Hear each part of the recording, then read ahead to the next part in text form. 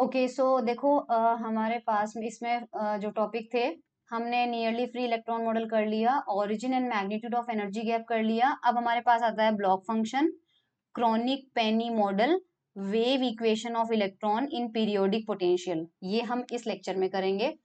तो यहाँ पे सबसे पहले आता है ब्लॉक फंक्शन। ये आपको करना है, बीएससी की प्लेलिस्ट है सॉलिड स्टेट फिजिक्स, और उसमें ब्लॉक थ्योरम है। ब्लॉक थ्योरम है, वहां पे ब्लॉक फंक्शन जो है उसके बारे में भी इंफॉर्मेशन आपको दी हुई है। ब्लॉक फंक्शन आपके पास 1 मार्क में आता है, तो डेफिनेशन आप यही दे सकते हैं कि Bloch prove the important theorem which the solution of the Schrodinger equation for a periodic potential must be of special form this, where U has the period of crystal lattice with this property. और ये मैंने prove करवा रखी है यहाँ पे block theorem में, ठीक है। सो ये ब्लॉक फंक्शन जो है उसकी डेफिनेशन 1 मार्क की आएगी। अगर ये डेरिवेशन आता है तो ब्लॉक थ्योरम का प्रूव आएगा, जो कि बीएससी की सॉलिड स्टेट फिजिक्स में आपको मिल जाएगा। लेकिन आपको नोट्स देखने हैं तो आप यहाँ पे देख सकते हो ये वाले पार्ट, ठीक है।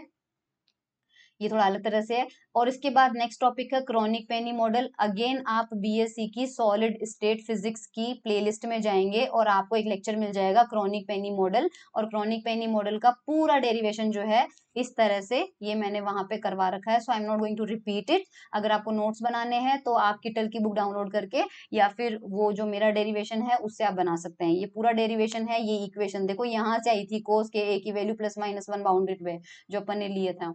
अब हमारा नया टॉपिक आता है wave equation of electron in a periodic potential, जो कि हमारे पास बीएससी का नहीं है। सो ये हमें करना पड़ेगा नाउ। तो हम क्या करते हैं, we considered in figure 3 the approximate, छोड़ो फिगर 3 हुआ। We expect for the solution of Schrodinger equation if the wave vector is at the zone boundary. Zone boundary का मतलब ब्रिलुअन जोन की बाउंड्री, और बाउंड्री हमें कहाँ मिलती है, +-a पर।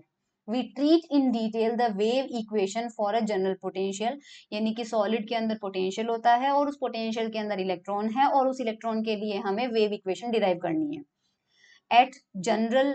ये क्रॉनिक पेनी का डायग्राम है, तो ये इसमें नहीं इंक्लूड है, ध्यान रखना। ये डायग्राम भले ही इसमें है पर ये डायग्राम क्रॉनिक पेनी मॉडल का है, ये आपको वेव इक्वेशन में नहीं बनाना है, वैल्यूज ऑफ के।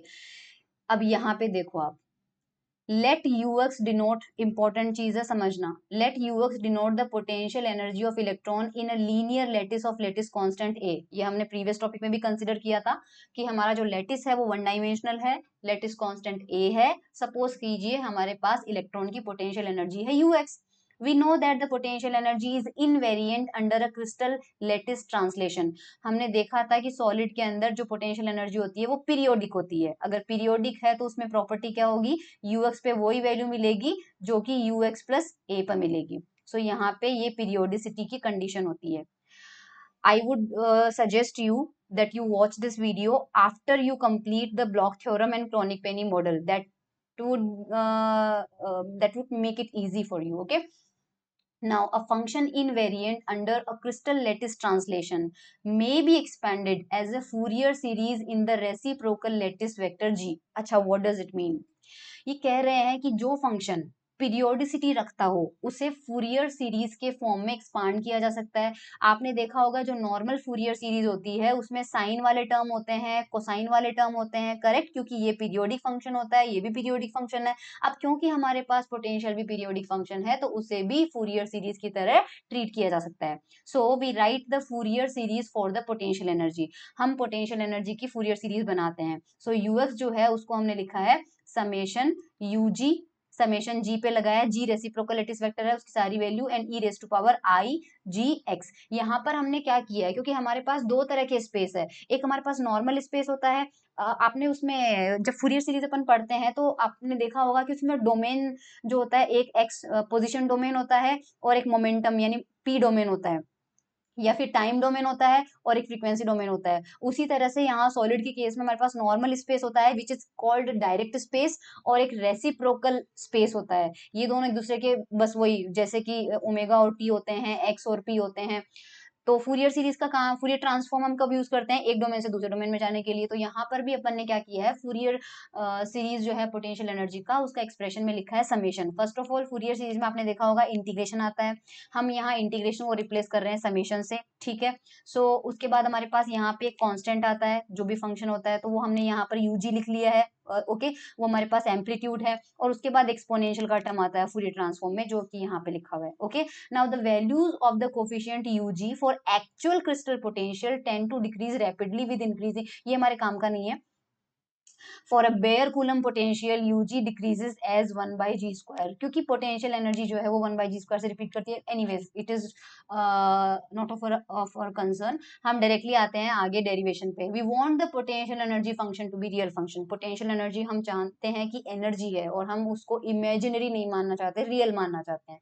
तो हम करें क्या, हम क्या करेंगे कि हमारा पोटेंशियल एनर्जी था इस फूरियर सीरीज में ये, करेक्ट, लेकिन इसमें ये इमेजिनरी टर्म आ रहा था, तो इसलिए हम क्या करेंगे, इसको रियल बना लेंगे। रियल बनाने के लिए हम क्या करेंगे, इसमें प्लस कर देंगे -IG वाला टर्म। अब हम इन दोनों को, आपको पता है जब इन दोनों को ऐड करेंगे तो जो साइन थीटा वाला पार्ट है वो कैंसिल आउट हो जाएगा, और कॉस थीटा वाला पार्ट बचेगा, और हमारे पास रियल फंक्शन बच जाएगा। सो हमने यहाँ पर ये चीज कर दिया, और फिर इसको ओपन करके अप्लाई कर दिया, तो हमारे पास cos GX आ गया। Okay, so we have for convenience we have assumed that the crystal is symmetric about x equal to 0 and u not equal to 0, any minimum potential u 0 वाला जो है वो वैल्यू 0 है। anyways, अब wave equation बनाते हैं। सो wave equation जो होती है वो श्रोडिंगर इक्वेशन होगी, h psi is equals to e psi। h हमारे पास क्या होता है, हैमिल्टोनियन है, और एप्सिलॉन हमारे पास एनर्जी आइगन वैल्यू है। as we all know the solution are called eigen function। solution जो आएगा वो साई में आएगा, वो आइगन फंक्शन होंगे या फिर ब्लॉक फंक्शन होंगे। explicitly the wave equation is, अब इस h psi is equals to e psi को लिखते हैं। सो h क्या होता है, हैमिल्टोनियन। हैमिल्टोनियन क्या होता है, काइनेटिक प्लस पोटेंशियल। सो ये kinetic energy plus potential energy applied on psi, इसी को थोड़ा सा वैल्यू पुट करते हैं, काइनेटिक की एज इट इज रखते हैं, और यूएक्स की जगह अपन वैल्यू रख देंगे जो हमने रखी थी फूरियर सीरीज में, ठीक है। और साई हमारे पास एज इट इज है, राइट हैंड साइड हमारे पास आ जाएगा एप्सिलॉन साई एक्स।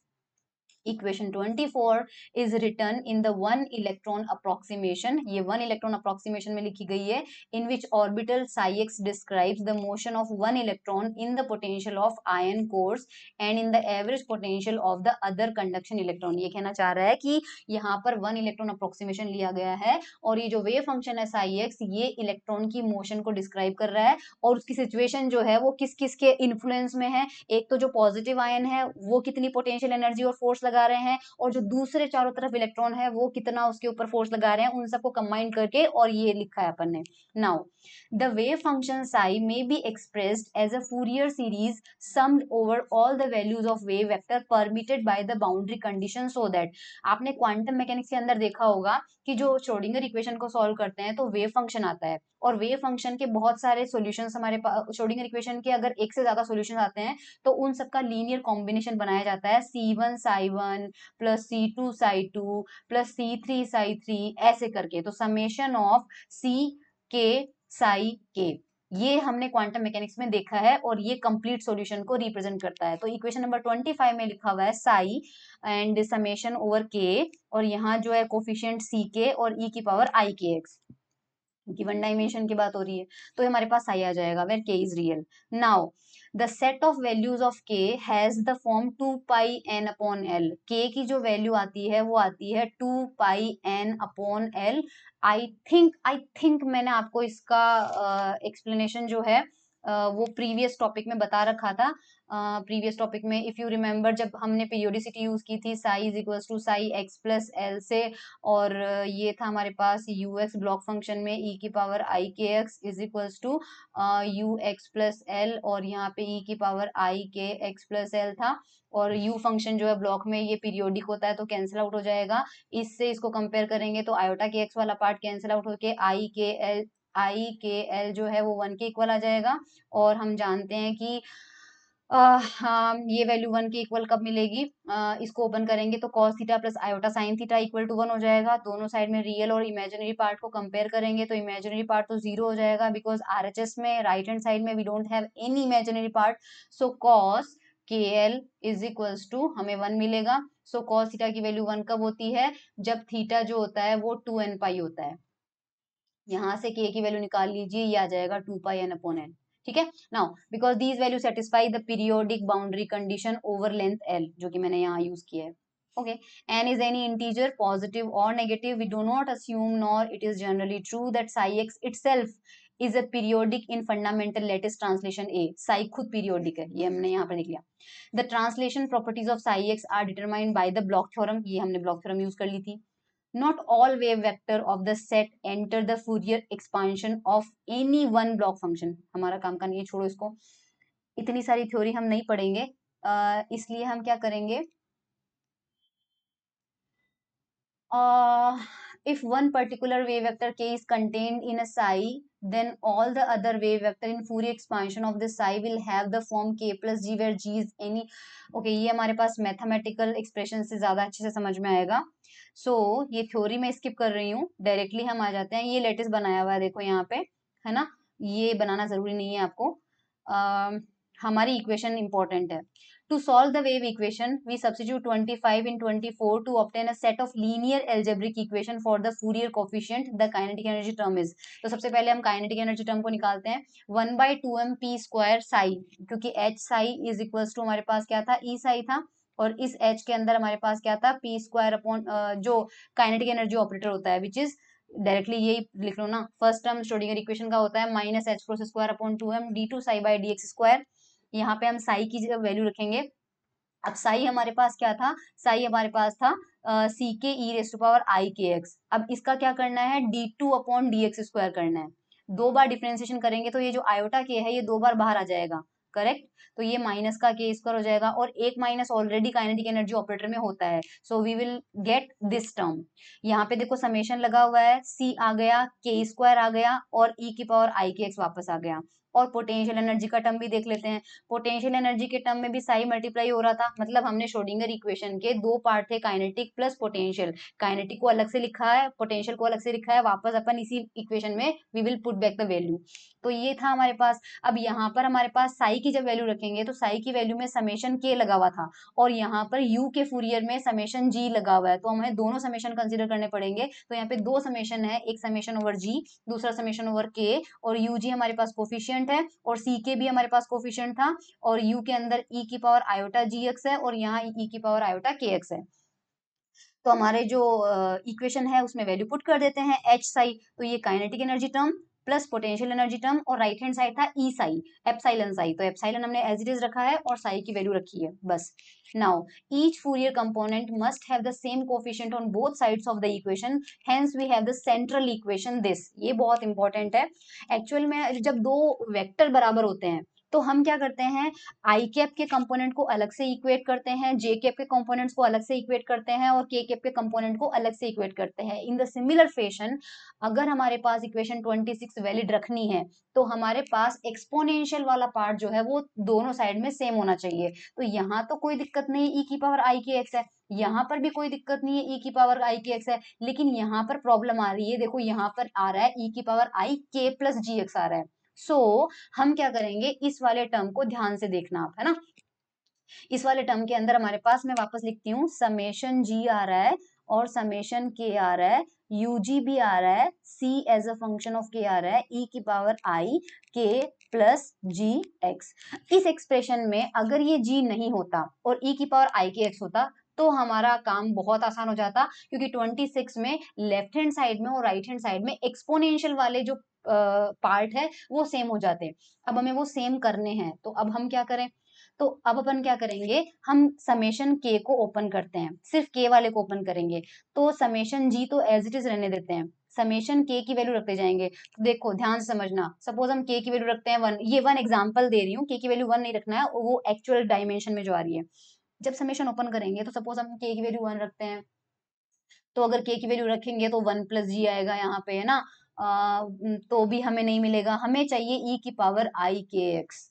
2 रखेंगे तो भी नहीं मिलेगा, 3 रखेंगे तो भी नहीं मिलेगा। सपोज जब के की वैल्यू समेशन के अंदर सीरीज रख रहे हैं, हर जगह हमारे पास वो फंक्शन हमें अवॉइड करना पड़ेगा, तो जब समेशन को ओपन करेंगे तो सपोज के की जगह जब हमारे पास वैल्यू आए, के की जब वैल्यू है वो आए के माइनस जी, के की वैल्यू रखते रखते एक बार मान लीजिए हमें के की वैल्यू मिलती है के माइनस जी, और वो हम जब यहाँ पुट करते हैं के माइनस जी, और ऑलरेडी यहाँ पे है प्लस जी, तो जी से जी कैंसिल आउट होके हमारे पास क्या आ जाएगा, आई के एक्स आ जाएगा। सो देखो ये जो फर्स्ट वाला समेशन है जो के पे लगा हुआ है, इसको ओपन करेंगे तो उस सीरीज में हमारे पास कुछ भी टर्म मान लीजिए, फर्स्ट एक टर्म, ये टर्म, फिर एक हमारे पास टर्म होगा जिसमें आई के एक्स होगा, फिर हमारे पास एक टर्म फॉर एक टर्म।